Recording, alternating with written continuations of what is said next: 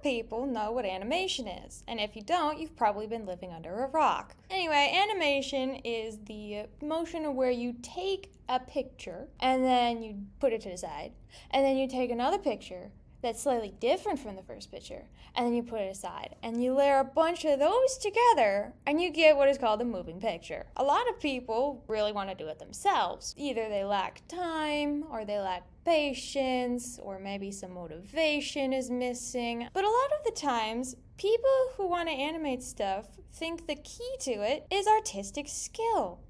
I'm actually here to tell you that's not true. If you know the basics of it and are really good at storytelling, you could make something like Alec Becker, who literally just made an entire series on stickmen. Speaking of stickmen, I'm actually going to show you how to animate using them. The first step to any animation is you want to do character customization. Stickmen are actually, they're very simple. You can easily add hearts or stars or maybe a bow or a bow tie or some glasses or maybe a monocle. Either way, stickmen are incredibly easy to customize, making them one of the perfect things to animate. For my little demonstration here, I'm actually going to make my stick figure purple and holding what I hope ends up looking like a pen. You know, kind of like my logo for my channel, Simple Stylist Studios. Anyway, after you've fully customized your character, the next best thing to do to practice with animation-related things is poses. Poses are actually really simple with stickmen, and the best way to get accurate results is, in my opinion, use real-world references. I mean, the real world is literally a reference for basically everything we've ever come up with. For example, like movies inspired by real life, and sure, some of them have superpowers and whatnot, but superpowers are kind of inspired by real life things like lightning or fire. Anyway, I digress. Another thing when it comes to poses is something called shading. It's an artistic term used when you darken like a part on a character to make it look like there's a shadow, hence shading.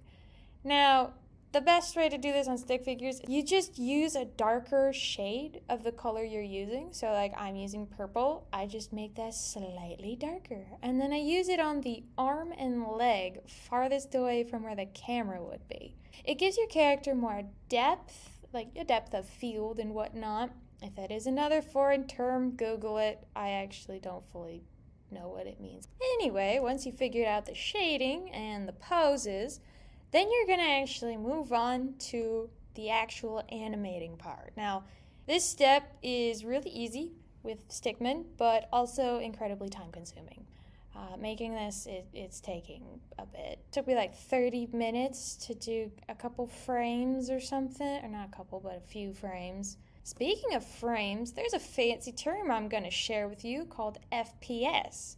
Now, if you're a gamer, you know exactly what this is, or if you also animate, then you also know what this means. But FPS is short for frames per second. Now, you can adjust it to however many you want, but one tip I will say is that when it comes to frames per second, less is more. Okay, if you really think that you can do it, if you're being like, I don't know, if you're being confident, then you're gonna have a lot of frames to animate. I don't know about you, but the less time I spend animating, the more my mental stability will be fine.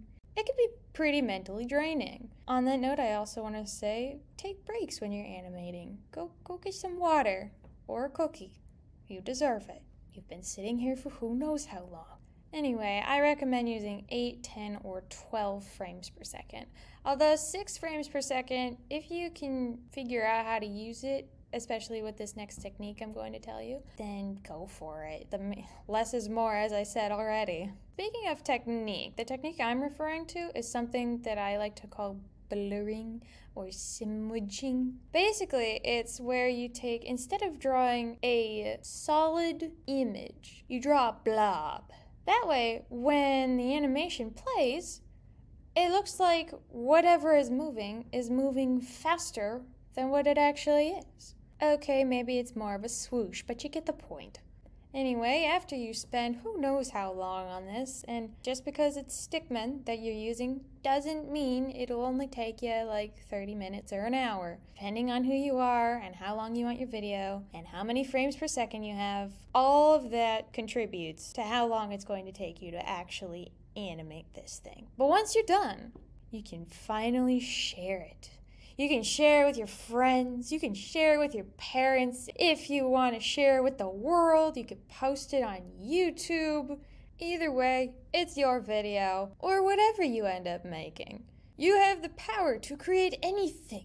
This is what imagination gives us. It's an amazing feat accomplished by man. And I'm also not sure how to end this video other than just saying thank you for watching. Shout out to my classmates from my speech class, because this is a video for speech class. Shout out to the professor. Thank you, professor. You know who you are. Thank you, classmates. And to those of you who aren't in my speech class and are random people or friends watching this online on YouTube, thank you for watching. I hope it wasn't boring. This is my first animation video on this channel and in general, so I do plan on making more. So if you're interested, leave a like, subscribe, maybe follow, leave a comment. Who knows? You do you and I'll do me.